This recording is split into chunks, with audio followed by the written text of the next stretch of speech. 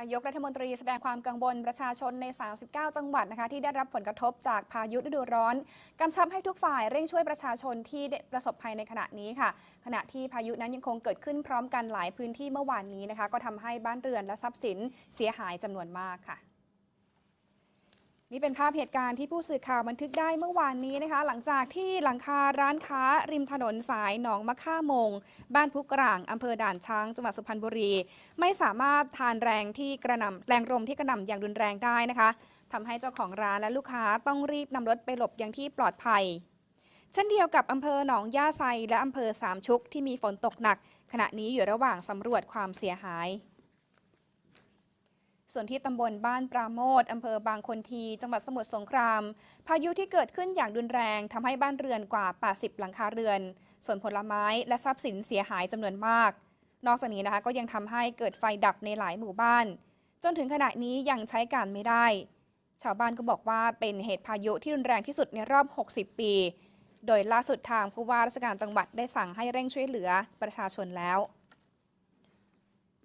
ส่วนที่จังหวัดหนองบัวลำพูทหารนำกำลังเร่งซ่อมแซมบ้านเรือนในตำบลกุดแห่อำเภอนากลางที่ถูกพายุเสียหายทั้งหลังนะคะเบื้องต้นหน่วยงานท้องถิ่นนำอุปกรณ์ซ่อมแซมไปช่วยเหลือเพื่อบรรเทาความเดือดร้อนไม่ต่างกับจังหวัดบึงกาฬและจังหวัดอุบลราชธานีทหารระดมกำลังเข้าไปช่วยเหลือที่ตำบลวิสิตอำเภอเมืองบึงกาฬเร่งนำวัสดุก่อสร้างไปให้กับผู้ประสบวัตภัยหลังจากที่ถูกพายุพัดถล่มเสียหายเมื่อวานนี้เช่นกันส่วนที่จังหวัดอุบลราชธานีค่ะมีทหารเร่งเข้าซ่อมแซมบ้านเรือนที่เสียหายในบ้านห้องฮ้อตำบลท่าช้างอำเภอสว่างวีระวงศ์85 หลังนะคะโดยทางจังหวัดอุบลราชธานีมีบ้านเรือนเสียหายกว่า 1,000 หลังในพื้นที่ 14 อำเภอที่จังหวัดลำปางค่ะทางเจ้าหน้าที่การไฟฟ้าส่วนภูมิภาคอำเภอเถินเร่งติดตั้งเสาไฟฟ้าแรงสูงนะคะเพื่อจ่ายไฟเข้าระบบไปยังพื้นที่ประสบพายุในตำบลแม่ถอดหลังจากที่แรงพายุเมื่อวานนี้ทำให้เสาไฟฟ้าล้มกว่า 10 ต้นส่วนที่จังหวัดเพชรบูรณ์ค่ะหน่วยงานที่เกี่ยวข้องเร่งช่วยเหลือผู้ประสบภัยทั้งในอำเภอเมืองเพชรบูรณ์อำเภอหล่มสักหล่มเก่าน้ำหนาวชนแดนและอำเภอวิเชียรบุรีซึ่งบ้านเรือนส่วนใหญ่นะคะถูกลมพัดหลังคาปลิวหายไป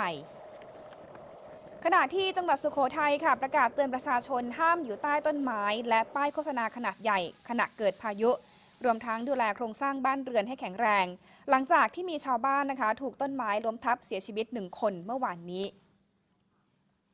ขณะที่พลตรีสรรเสริญแก้วกำเนิดโฆษกประจำสำนักนายกรัฐมนตรีบอกว่านายกรัฐมนตรีเป็นห่วงประชาชนใน 39 จังหวัดทั้งภาคเหนือภาคตะวันออกเฉียงเหนือภาคกลางภาคตะวันออกและกรุงเทพมหานครซึ่งได้รับผลกระทบจากพายุฤดูร้อนในระยะนี้จึงกำชับให้ฝ่ายปกครองและทหารในพื้นที่ให้ดูแลช่วยเหลือผู้ประสบวัตภัยอย่างเร่งด่วนนะคะโดยมีการมอบถุงยางชีพในเบื้องต้นและซ่อมแซมบ้านเรือนประชาชนอย่างเต็มที่ส่วนการแก้ปัญหาภัยแล้งด้านนายกรัฐมนตรีได้สั่งให้หน่วยงานปฏิบัติการฝนหลวงทั่วประเทศนะคะขึ้นบินสำรวจฝนหลวงในพื้นที่เหนือเขื่อนเพื่อเพิ่มปริมาณน้ำต้นทุนเป็นน้ำดิบสำหรับผลิตน้ำประปาและจัดสรรเพื่อการอุปโภคคลี่คลายปัญหาการขาดแคลนน้ำและบรรเทาความเดือดร้อนของประชาชนในขณะนี้ด้วยค่ะ